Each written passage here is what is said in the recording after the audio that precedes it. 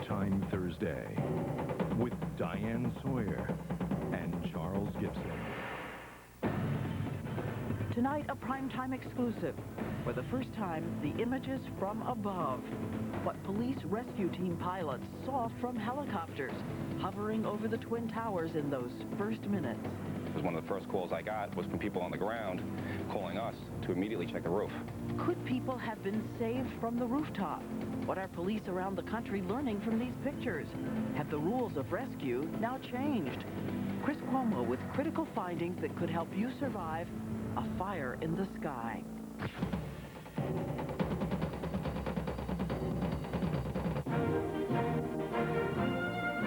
And now from Times Square, Diane Sawyer and Charles Gibson. Good evening and welcome to another edition of Prime Time. No matter who you are, if you live or work in a high-rise building, the chances are you have thought a lot in recent days about how you'd get out if you had to in an emergency. Tonight, for the first time, exclusive video images taken from police helicopters that were circling the Twin Trade Center towers after the attack on September 11th. And these questions: wasn't there another way out? Couldn't the helicopters have tried rooftop rescues? Chris Cuomo now brings us the images and the story from the top of the towering inferno. The horror of September 11th from above. Video shot from a police rescue helicopter, given exclusively by the NYPD to primetime. If you could plan, the absolute worst case scenario high-rise mission, you had it on 9/11. There were numerous secondary explosions taking place in that building. There were continuous explosions. We're looking at probably 15 to 20 stories burning simultaneously at probably well over 1,000 degrees, if not more.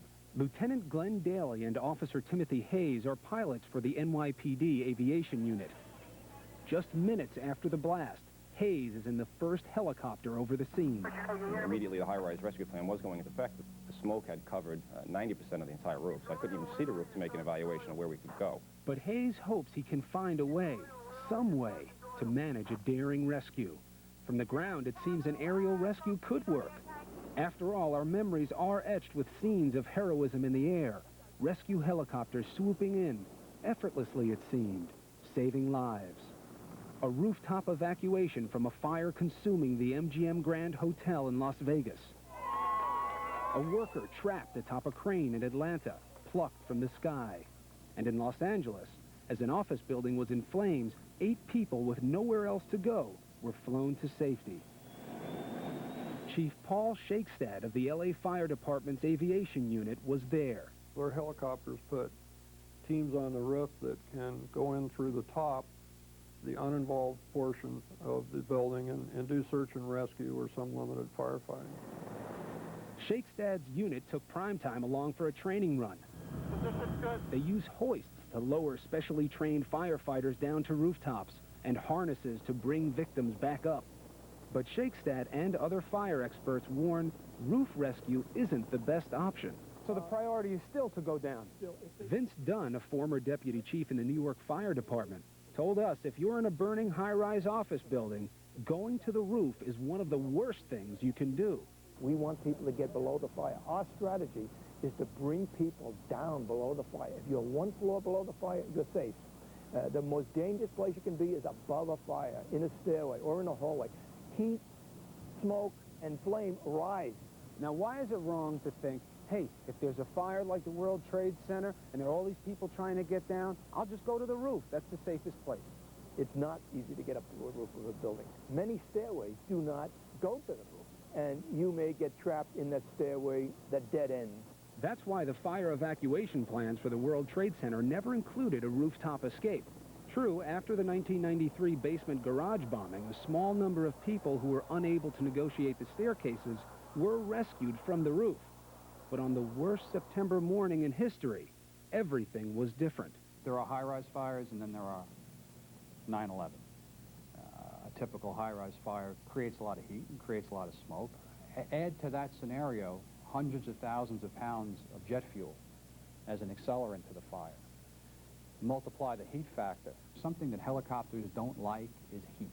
So now you've got the worst of all possible situations playing themselves out. one of the first calls I got was from people on the ground calling us to immediately check the roof. I said there was a corner from where the wind was blowing from that was partially open, but it was still covered in smoke, and it was numerous obstructions. I said, Pat, this is impossible. This is undoable. I can't see the roof.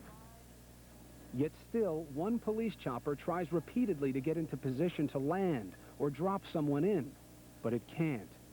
To give you an idea of what it was like to fly above the World Trade Center, they were at 1,700 feet. Even on normal days, you had swirling wind conditions and thermal wind currents, which made it very difficult to navigate. People may have in their mind's eye a view of this pristine roof. Salvation. Those roofs were totally compromised and choked with thick, acrid black smoke, intense heat coming up from the fire. Hayes and his crews circle the towers, desperate for an opportunity, unaware they're in grave danger just being in the air. I caught out of my eye an airplane, and I turned to Pat, my pilot, and I said, Pat, Jesus Christ, I said, there's a second plane crashing. And then as I turned back to the left again, I realized how close it was coming to us. I started to yell at Pat to climb, because I felt it was going to impact our aircraft. So we climbed, he went underneath us, and next thing I knew, I watched it impact the South Tower. But Hayes says the most wrenching feeling for him is knowing people are trapped, people he can't reach. You could look in the windows, you could see people. Yeah, yeah. I'm trying to remember that, but yeah, you can see people, yes. And that's got to make it more difficult when you have to decide not to go in. You know, thinking as a cop, you know, maybe I would have ran into that burning building knowing that I'm never going to come out. But as an aviator, you're responsible now for 6 people on board that aircraft. I can't make the decision for 6 other lives and 6 other families. Because if there's any way you could have, when you were looking at those people, you would have done it. Is that true? We would have tried.